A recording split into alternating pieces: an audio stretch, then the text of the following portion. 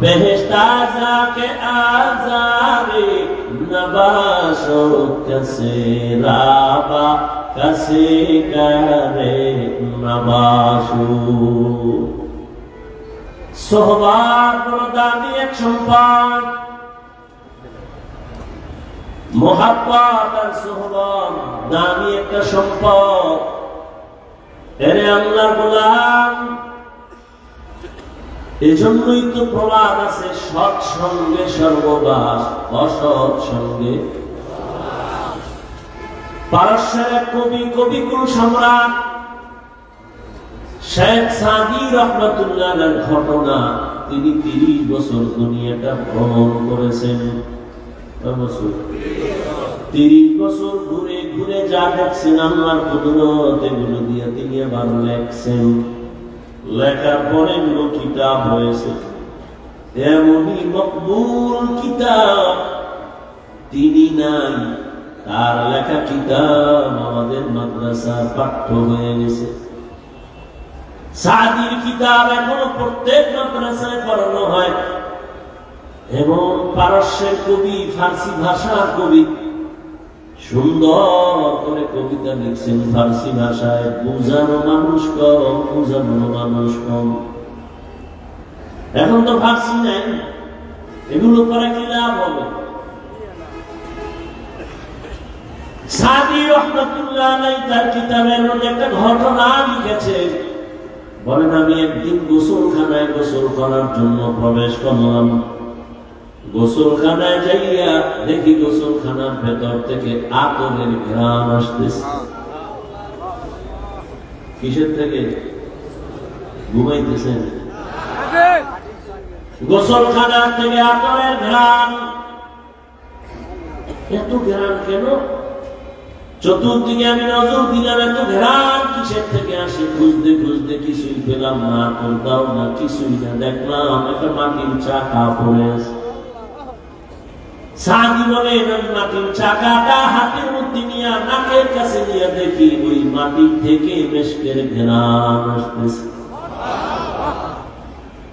সাদি তার ভাষায়, কবিতার আকারে ফার্সি ভাষায় প্রশ্ন করলেন, খুশবু ये दर हम्माम रोज़े रसीद अज़ दस्त महबूबे बदस्तम बदू गुफ्तम कि मिश्की या अबीरी के अज़बूए दिलाबीज़े तुमस्तम बगफ्तामन गलेना चीज़ मुदरम लेकिन मुद्दती बागिल नशस्तम जमाले हम नशीदर मन असुर को मगर नामन हुमा खाकम के हसता। এখন আসনা মেলা তারে বসিয়া হেরিন মাটির ঢেলা হাতে নিয়ে শুকিয়ে দেখিলাম রয়েছে সুবাস মেলা। কহিল তাহারে কস্তুরী তুমি, ও গো তুমি কি আতুরদা, তোমার গায়েতে সুবাসে ভরা, ও গো তুমি কি গুলিস্তা। মাটি জবান দিয়ে আওয়াজ দিল, কহিল সব কিছু আমি নহি, আমি অতি নিচু মাটি, ফুলের সাথে থাকিয়া তাহার সুবাসে হইলাম খাঁটি।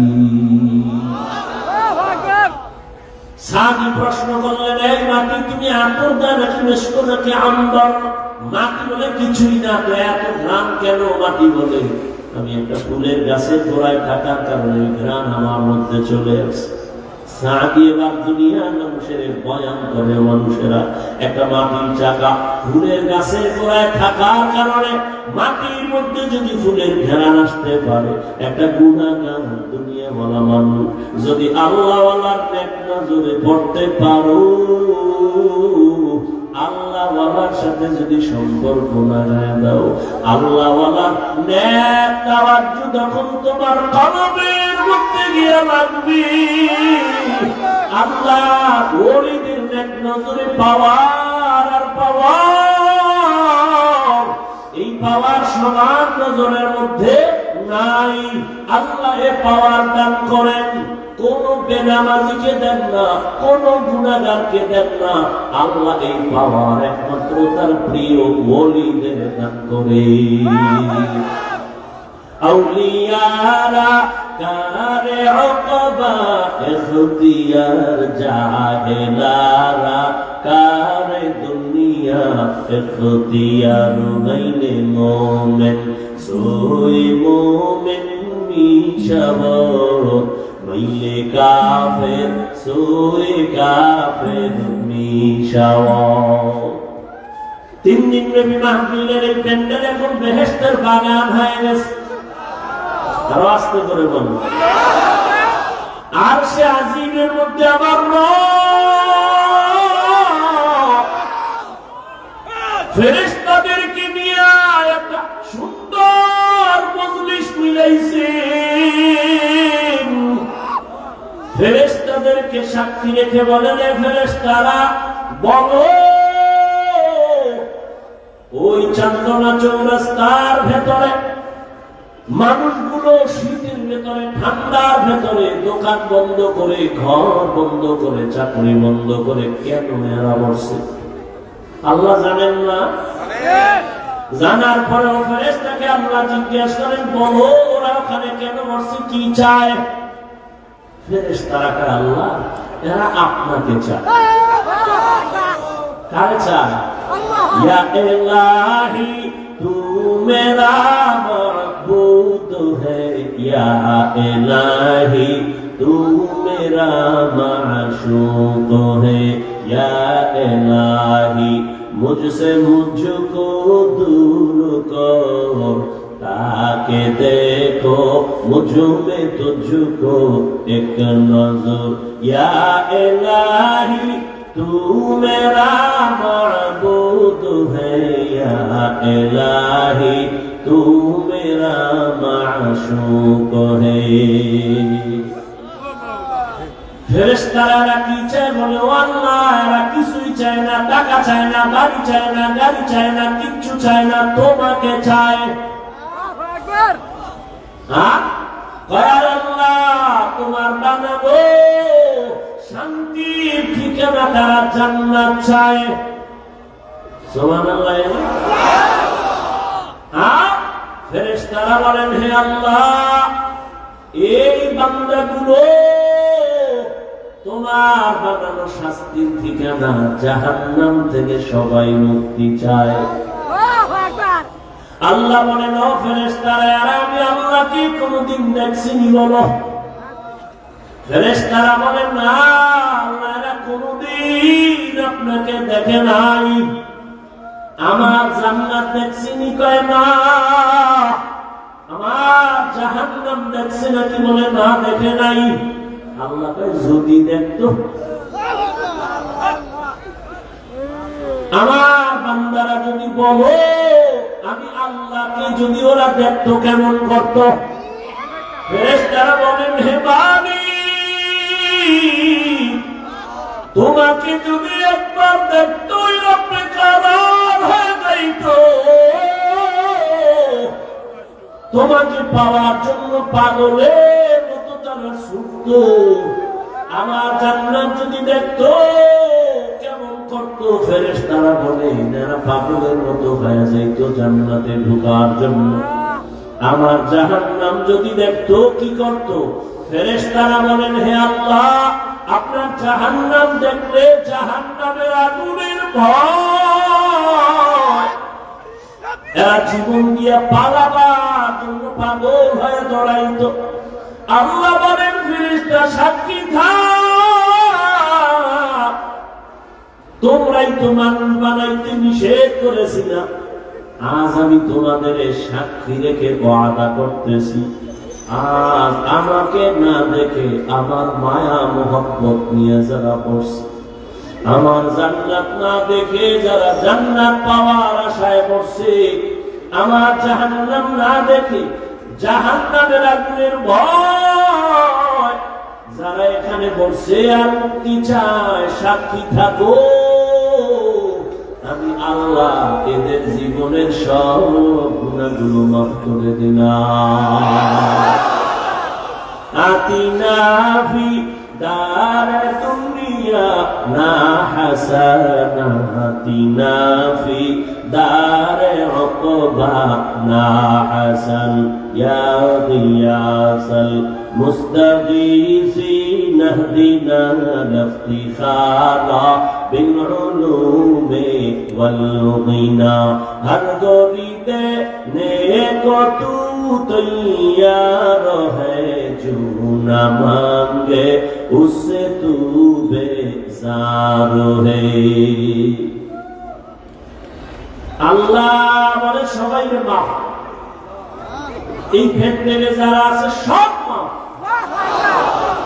ফেরেশতারা আল্লাহ সবাই তো তোমাকে পাওয়ার জন্য এখানে বসে নাই, কিছু কিছু তোমার গোলাম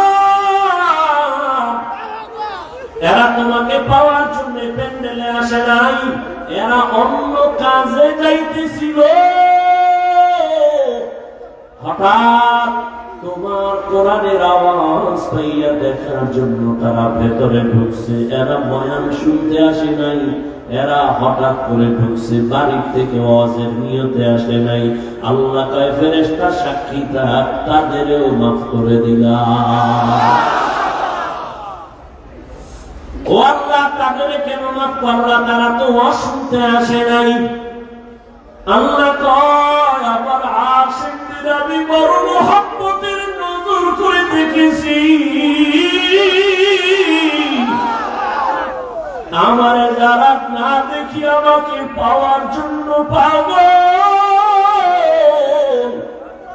আমি আল্লাহ ওদের মহব্বতের নজর দিয়ে তাকাইলাম। আর আমার আশিকের সাথে যারা মিলিয়া গেল, ওর অন্তরে কি আছে আমার জানার দরকার নাই, আমি ওদের মায়ার কারণে ওদেরও মাফ করে দিলাম। আল্লাহ বড় দয়াময়। এই জন্য বুঝাইতেছিলাম সহবাদ একটা মাটির চাকা, ফুলের গাছের গোড়ায় থাকার কারণে যদি মাটির মধ্যে ফুলের ঘ্রাণ আসতে পারে, একজন গুনাহগার বান্দা যখন আল্লাহর ওলিদের নেক নজরে থাকে, তখন তাদের মধ্যে কেন আখিরাতের ঘ্রাণ আসবে না? আমি প্রায় সময় উদাহরণ দিই, একটা গাঁজাখোর বেআমলওয়ালা বেনামাজি, ওর নজরের মধ্যেও কিন্তু পাওয়ার আছে। একটা বেনামাজি বেআমলওয়ালা হঠাৎ একটা দুধের বাচ্চার দিকে নজর দিয়ে এত সুন্দর, কেন? এটা পথ নজর, কি নজর? এত সুন্দর কেন? এই কথা বলা মাত্র বাচ্চাটা আস্তে আস্তে কেমন যেন দোষ লেগে গেল, শুকায় যায়, খানা খায় না, ঘুমায় না, রুচি নাই। ডাক্তার বলে কোন রোগ নাই, মুরব্বীরা বলে কি হয়েছে, কয় বদ নজর, বদ নজর, বদ নজর। আসেননি? একটা গাঁজাখোর, একটা বেনামাজি সুদখোর, ও যদি নজর দিলে বাচ্চার মধ্যে রিয়াকশন হয়, ওর নজরে যদি পাওয়ার থাকে, ওরে যারা আমার মাওলার খাঁটি গোলাম, আল্লাহর প্রিয় বান্দা যারা আল্লাহওয়ালা যাকিরিন, যারা জিকির করে, তেলাওয়াত করে, তাহাজ্জুদ পড়ে, সব সময় আমার আল্লাহর মহব্বত নিয়ে চলে, এই আল্লাহর খাঁটি ওলি যারা, এরা যদি আল্লাহর কোন দুনিয়াওয়ালা বান্দার দিকে নেক নজর দেয়, ওই দুনিয়াওয়ালা কেন আল্লাহর ওলির নজরে আখিরাতওয়ালা হবে না? হবে না?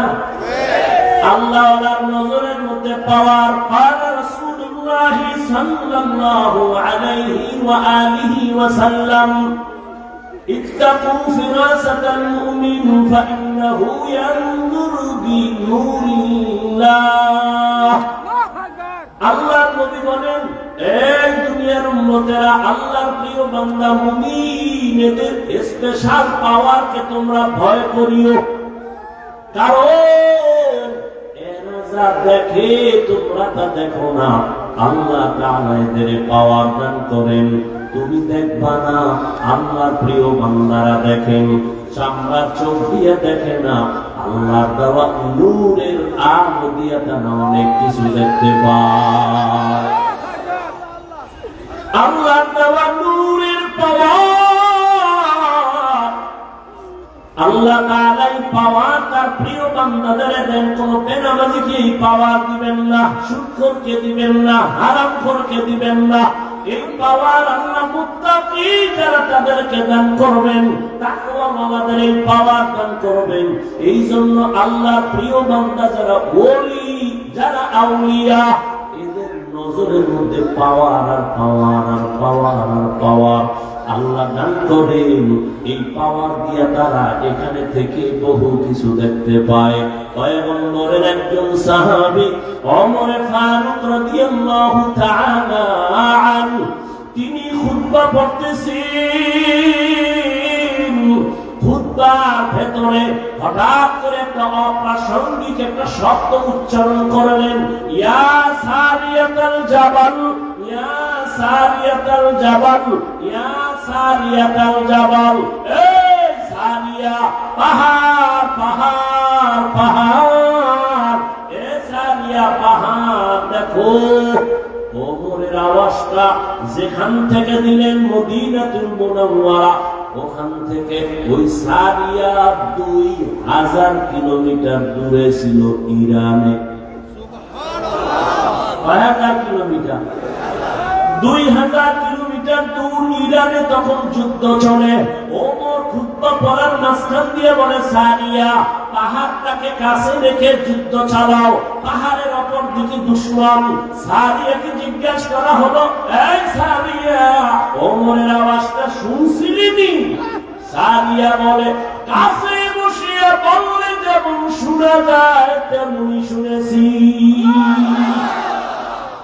আউলিয়ারা কারে উকবা ইখতিয়ার, জাহেলারা কারে দুনিয়া ইখতিয়ার। মানে মোমেন সোয়ে মোমেন মিশাওয়াত, মানে কাফের সোয়ে কাফের মিশাওয়াত।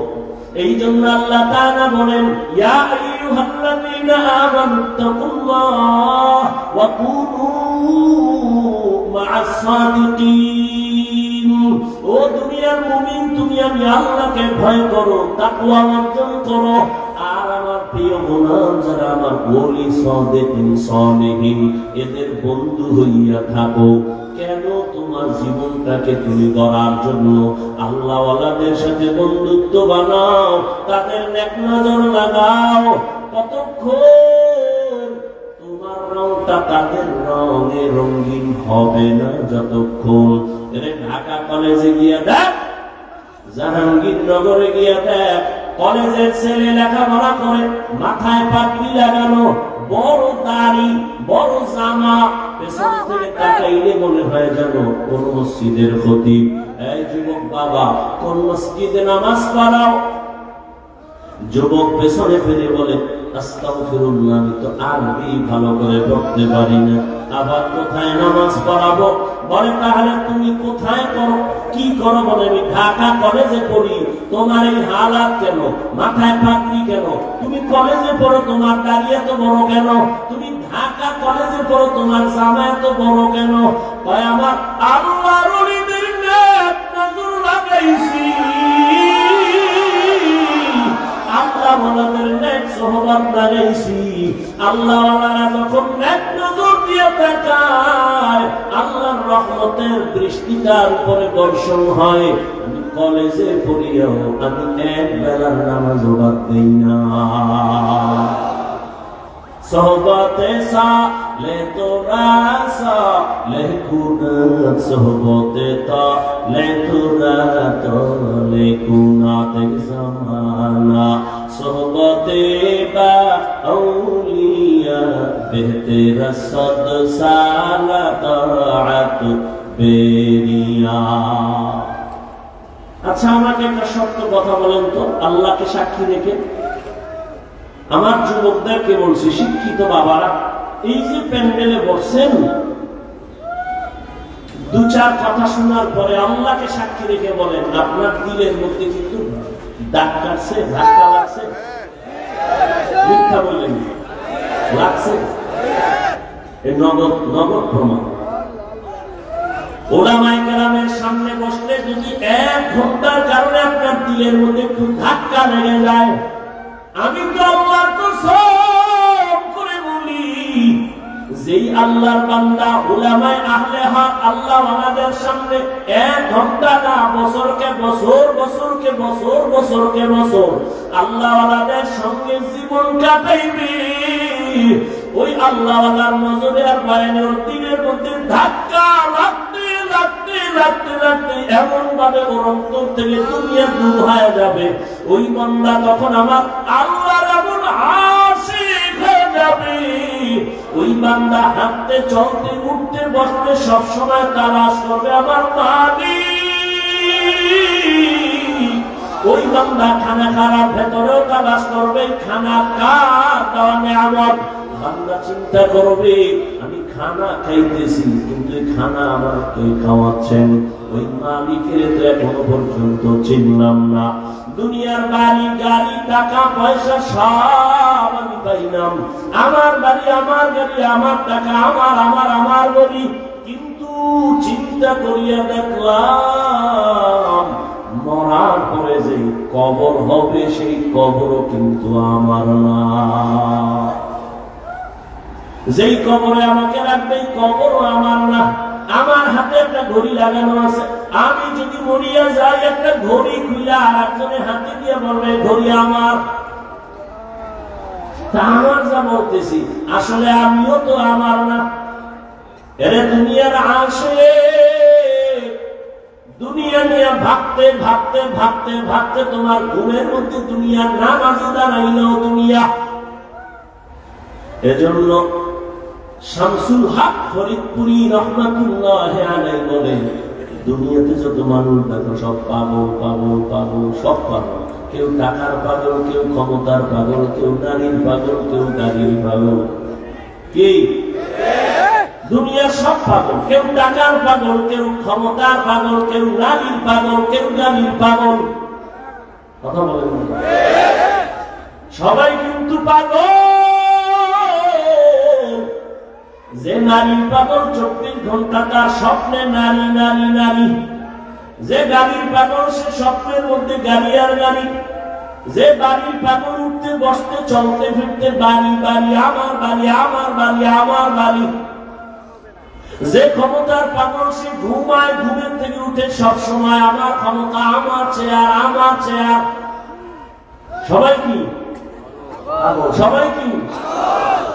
এই পাগলের মধ্যে আবার একদল আলাদা পাগল, এরা ক্ষমতার পাগল না, নারীর পাগল না, গাড়ির পাগল না, এরা একমাত্র আমার আল্লাহ তাআলার পাগল।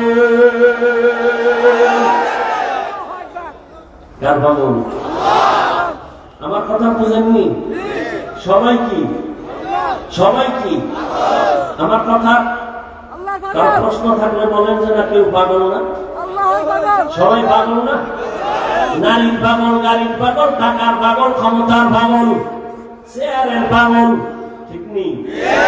আর যে যেটার পাগল 24 ঘন্টার ফিকির কি ওইটা নিয়ে। আর একদল মানুষ এই জমিনের একমাত্র আসমানের মালিকের পাগল, খুঁজেই মালিক জমিনের পাগল,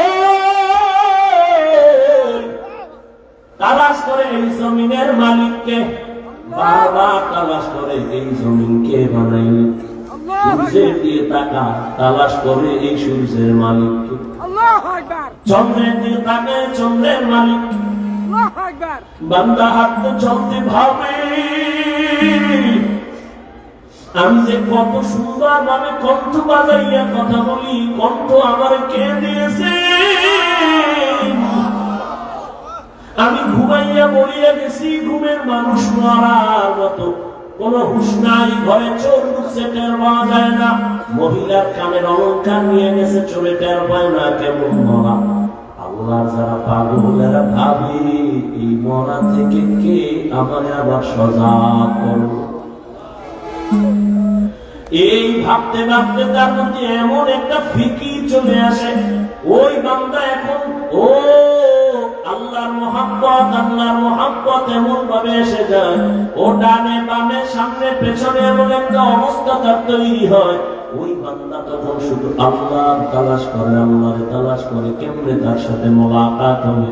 আল্লাহর মহব্বত নিয়ে ভাবে আমি তো বাড়ি পাইলাম, গাড়ি পাইলাম, টাকা পাইলাম, বিবি পাইলাম, সন্তান পাইলাম, কিন্তু এদের যিনি বানাইছে তার সাথে তো এখনো পরিচয় হয় নাই, তার সাথে আমার পরিচয়ের দরকার। কোথায় পাবো?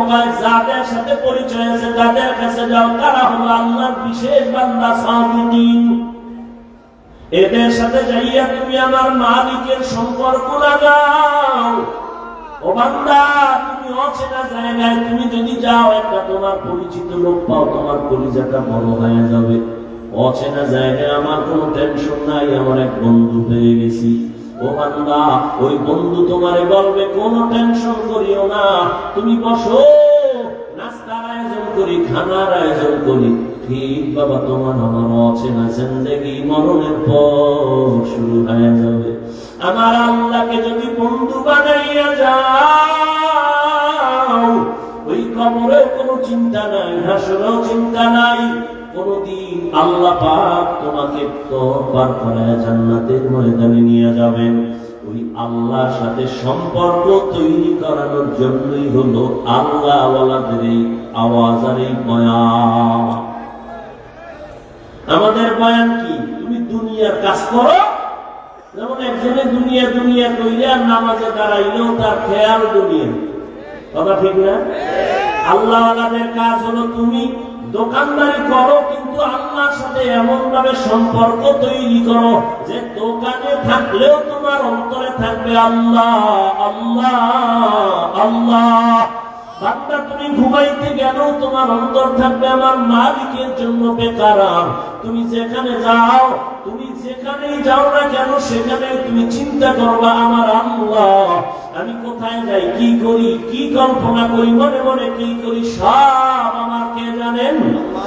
আমার আল্লাহ। আমার আল্লাহকে বাদ দিয়ে আমার চলার কোনো উপায় নাই।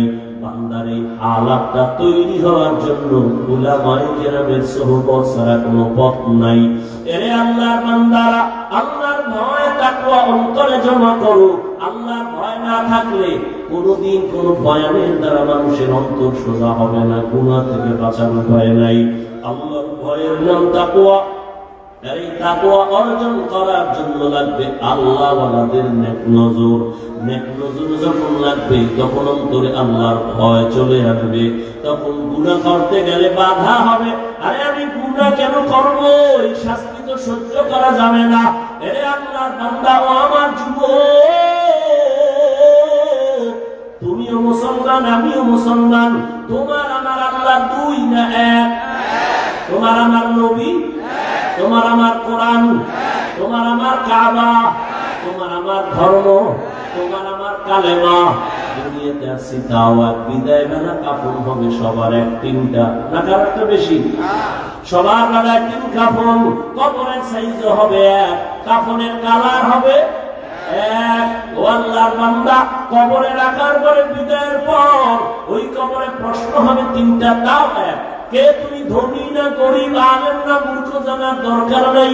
তিন প্রশ্নের জবাব দাও, রবের পরিচয় দাও, ধর্মের পরিচয় দাও, রাহমাতুল লিল আলামিনের পরিচয় দাও। রহমতের নবী বলেন, যারা জবাব দিবে তাদের কবর হবে রওজাতুম মিন রিয়াজিল জান্নাহ, আর যারা জবাব দিতে পারবে না তাদের কবর হবে হুফরাতুম মিন হুফারিন নার। এরে আপনার বান্দা, কে পারবে কবরের প্রশ্নের জবাব দিতে? হুজুরেরা পারবে, কোনো গ্যারান্টি নাই। যদি হুজুর পারার গ্যারান্টি থাকতো, জান্নাতের সার্টিফিকেট পাইলেন 10 জন সাহাবা। এর মধ্যে প্রথম হলেন আবু বকর। আজীবন কান্না কান্না কান্না, আল্লাহর আদালতে কেমনে দাঁড়িয়ে জবাব দিব? ও আমার যুবক বাবারা, আবু বকরের মতো বান্দা যদি আল্লাহর আযাবের ভয়ে, হাসরের মাঠের ভয় যদি কান্না করে, ওমরে ফারুকের কান্নার আওয়াজ, ওসমানের কান্না, আলীর কান্না, সাহাবায়ে কেরামদের কান্না রাদিয়াল্লাহু আনহুম আজমাইন, তাদের কত সুন্দর আমল, কত সুন্দর ইখলাস, তাকওয়া, নামাজ, তেলাওয়াত আর জিকির, তাদের তুলনায় তো আমি মানুষের কাতারেই নাই। আমার নামাজ নাই, তেলাওয়াত নাই, রোজা নাই, তাকওয়া নাই, ইখলাস নাই। এদের তুলনায় আমার হালাত দেখলে মনে হয় আজীবন গলায় রশি লাগায় কান্না করা উচিত। অথচ নিজেও কাঁদি না, কেউ যদি কান্না করে তাও পছন্দ করি না। চোখের পানি ছাড়া জাহান্নামের আগুন ঠান্ডা করা যাবে না। ও আমার যুবক বাবারা, একটু নিয়তটা পরিবর্তন করো। তোমার মতো কত যুবক স্কুলে পড়ে, কলেজে পড়ে, জেনারেল লাইনে চাকরি করে, ব্যবসা করে, নামাজ ছাড়ে না? নাই? রাস্তায় গাড়ি চালায়, নামাজ ছাড়ে না। বলো বাবা, তুমি কেন নামাজ পড়তে পারো না? আমি তো এতক্ষণ বয়ান কইরা বলি নাই হুজুর হও, একবারও বলি নাই পাঁচকল্লি টুপি লাগাও, কওমি মাদ্রাসায় যাও, তাবলিগে যাও, পীরের কাছে মুরিদ হও, তাও বলি নাই। আমি বলছি আল্লাহওয়ালাদের নেক নজর লাগাও। তবে তুমি স্কুলে পড়ো, কলেজে পড়ো, চাকরি করো, ব্যবসা করো, বাধা নাই। তুমি ডাক্তার হও, ইঞ্জিনিয়ার হও, প্রফেসর হও, ব্যবসায়ী হও, চাকরিজীবী হও। তবে খবরদার, মা বাবা, পীর, আল্লাহওয়ালা আর উলামায়ে কেরাম, শিক্ষকের কখনো বেয়াদবি করে বর্তমান দিবা না, তো জীবন ধ্বংস হয়ে যাবে। এবার দেখো, তোমার মতো যুবক মা বাবার দোয়া নিয়া, শিক্ষকের দোয়া নিয়া, উলামায়ে কেরামের পরামর্শ নিয়া স্কুল কলেজে পড়ে, আবার পুলিশ পিডিআরের চাকরি করিয়াও নামাজ পড়ে আসেন। ওরা যদি পারে, তুমি কেন পারো না রে বাবা? তোমার কপালে কার বরদোয়া লাগাইছো, কার অভিশাপ লাগাইলা রে বাবা? তোমার মতো যুবক ওসিবিসিএসপি নামাজি অভাব নাই। ডাক্তার, প্রফেসর, ইঞ্জিনিয়ার নামাজ পড়ে, কৃষি কাজ করে, নদীর মধ্যে মাছ ধরে, নামাজ পড়ে। তোমার কপাল কেন এত খারাপ? এত বারবার আগে ওলামারা পায় ধরে ধরে বয়ান করে নামাজে, এরপর কেন পড়ো না? তোমার মতোই তো যুবক জীবনে মাদ্রাসায় পড়ে নাই, এরপরও জেনারেল লাইনে থাইকে নামাজ ছাড়ে না, দাড়ি কাটে না। বলো তুমি কেন পারো না? তোমার কপাল বড় মন্দ। সময় আছে, তওবা করে দেন, আল্লাহর কাছে ক্ষমা চাও মনে মনে। জীবনে গুনাহ তো কম করো নাই। মনে চাইছে দাড়ি কাটবা, কেটে ফেলছো। মনে চাইছে নামাজ পড়বা না, পড়ো নাই। মনে চাইছে তোমার পার্কে যাবা, দৌড়ায় এনেছো। মনে চাইছে তুমি সারা রাত মোবাইলে গুনাহ দেখবা, দেখছো। এখনো কি তওবা করবা না?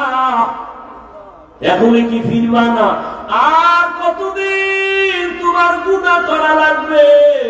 আর কত দাড়ি কাটার পরে তোমার আশা পূরণ হবে, তারপরে তওবা করবা? আর কতবার নামাজ বাদ দিলে তোমার মনের আশা পূরণ হবে, তারপরে তওবা করবা?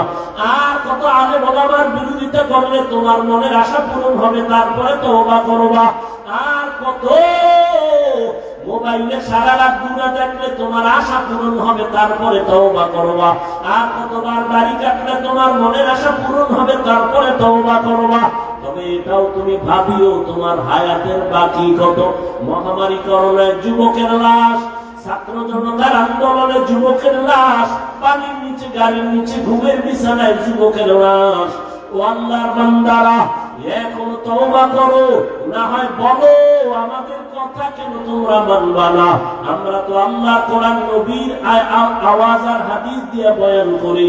যদি বলো না আমরা ভুলে আছি, তোমরা সঠিক লাইনে আছো, বলো তাহলে দলিল দাও, আমি নামাজ রোজা বাদ দিয়ে দাড়ি কেটে ফেলি। তোমার মতো প্যান্ট শার্ট টাই লাগায় রাস্তায় নেমে যায়। আর যদি বলো না হাফিজ ভাই, আপনারা ওলামায়ে কেরাম লাইনে আছি, আমরা শয়তানের ধোঁকায় পড়ে গুনাহ করে আমরা লাইন সারা হয়ে গেছি, আমি তোমাকে একটা গালিও দিব না। আমি বিনয়ের সাথে বলবো, যুবক বাবা, অনুরোধ করি, যদি তোমার অন্তর বলে ওলামায়ে কেরাম সঠিক লাইনে আছে, তুমি শয়তানের ধোঁকায় গুনাহ করে ভুলের পথে আছো, তাহলে আমি বলবো, যুবক বাবা, পা দুটো আগাইয়া দাও। আমি নিচে নেমে তোমার পায়ে হাত রেখে বলবো, আর দাড়ি কাটিয়া নবীরে কষ্ট দিও না, আর নামাজ ছাড়ি আমার আল্লাহকে বেজার করিও না। পায়ে হাত রেখে বলি, এখনো তওবা করো। আর কত দাড়ি কাটবা, কত নামাজ ছাড়বা, কত গুনাহ করবা। অন্তরের বুঝাও যে তোমার মতো যুবক জেনারেল লাইনে থাকিও যদি নামাজ পড়ে, চাকরি করে, পর্দা করে, দাড়িওয়ালা হয়, তুমি কেন পারবা না? মনে মনে আমার মালিকের কাছে তওবার নিয়তে ডাকো, হে মালিক, এই ময়দানে মনে হয় আমার মতো গুনাহগার কেউ নাই। ও গুনার কারণে আমার হাত না পাক, আমার চোখ না পাক, আমার জিহ্বা না পাক, আমার অন্তর না পাক। গুনাহ নিয়ে কবরে যেতে চাই না, কারণ এই গুনাহগার কবরে গুনাহ নিয়ে গেলে জাহান্নামের আগুন।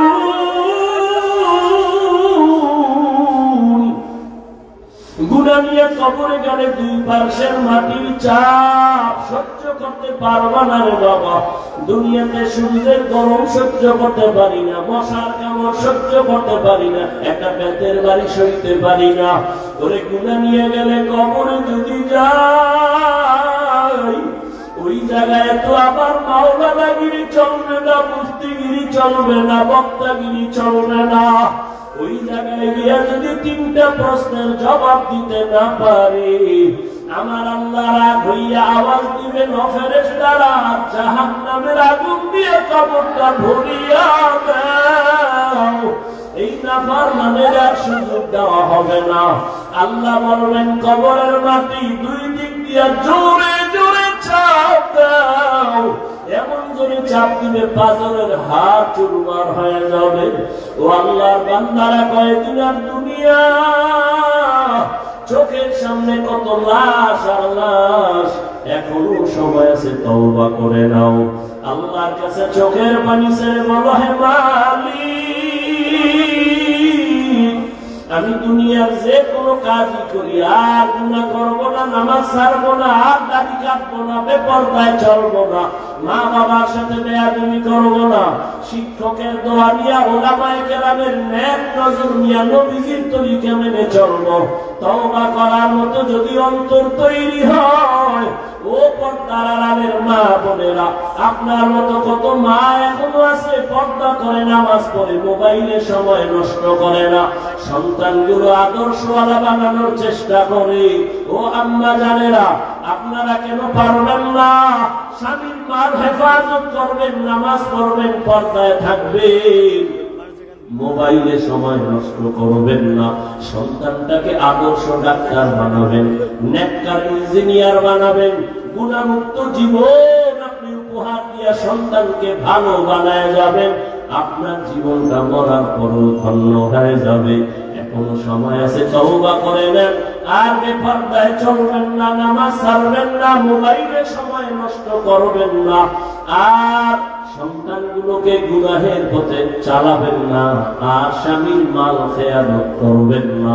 তওবার নিয়ত যদি থাকে, অবৃদ্ধ বাবাজিরা, আপনার মতো কত বুড়ারা মসজিদে গিয়া নামাজ আদায় করে 5 বেলার, আপনি কেন পারবেন না? আল্লাহর মহব্বত নিয়া এখন থেকে তৈরি হয়ে যান। আল্লাহর প্রিয় বান্দা, আল্লাহ ওয়ালা যারা, যাদের বয়ানে